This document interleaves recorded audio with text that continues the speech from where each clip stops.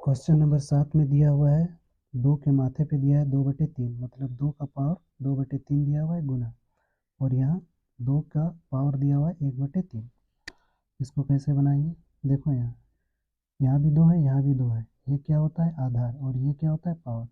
जब आधार बराबर रहता है तो पावर को हम लोग क्या कर देते हैं? जोड़ देते हैं। तो आधार में 2 है, उसको एक ही को लिखना है, ठीक है, और पावर को जोड़ देना है। 2/3 है और 1/3 है, इसको जोड़ देंगे। 2 है, उसको यहाँ लिखना है। देखो हर दोनों का समान है, मतलब देखो बटे के नीचे यहाँ भी 3 है, यहाँ भी 3 है, सेम है, तो डायरेक्ट जोड़ देंगे। अगर यहाँ माइनस रहता तो घटा देते हैं ऊपर वाला को।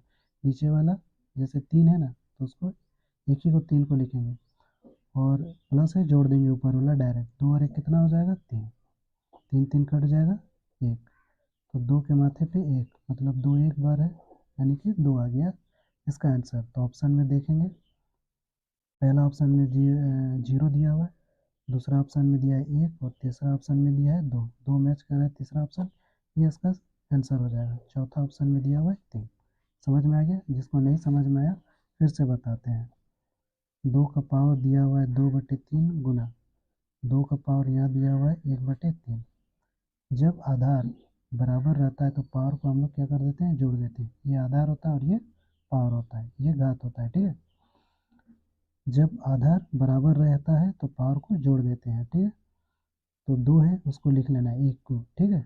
दोनों ने लिखना है, 1 को लिखना है यहाँ पर, और यहाँ क्या है? 2/3 प्लस यहाँ क्या है? 1/3। जोड़ देंगे पावर को। 2 है, उसको लिखना है। बहुत किसी का एलसीएम यहाँ बहुत दिक्कत होता है, तो अभी क्लियर बताते हैं। यहाँ भी 3 है, यहाँ भी 3 है, एलसीएम हो जाएगा। 3 और 3 का एलसीएम कितना होता है? 3।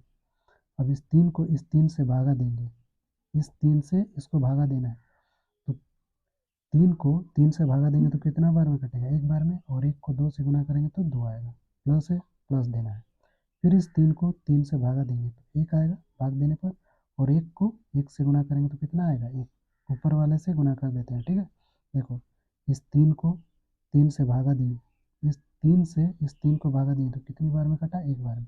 और 1 को किससे गुना किए? इस 3 के ऊपर में क्या है? 2। तो 1 को 2 से गुना किए तो तब जाके यहाँ 2 आया है। यहाँ क्लियर बता देते हैं, ये वाला 3 को बटे के ऊपर रखना है, और ये वाला 3 से भाग देना है। तो कितनी बार में कटेगा? एक बार में। और 1 को किससे गुना करेंगे? इस 3 के ऊपर क्या है? 2।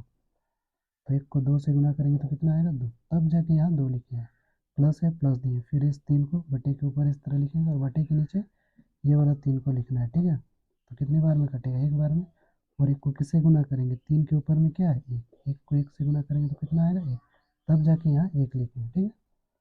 बराबर देंगे, 2 है, उसको लिखेंगे। अब तो जोड़ देंगे, 2 और 1 कितना हो जाएगा? 3, और बटे के नीचे कितना है? 3। कट जाएगा एक बार में।